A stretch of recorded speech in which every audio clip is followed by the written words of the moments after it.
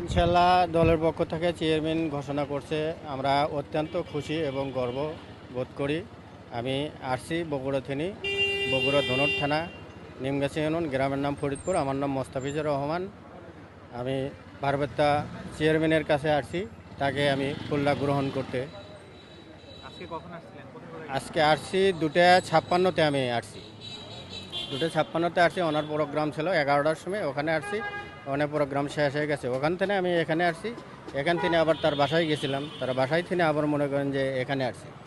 আমি যেহেতু ভিতরে ঢোকার জন্য চেষ্টা করছি বারবার, তারা বলছে যে আপনার এমপির পারমিশন লাগবে। তা আমার এমপির পারমিশন, আমার এমপি তো এখানে আসেওনি, অথবা এমপির সাথে আমার খুব একটা যোগাযোগ নাই।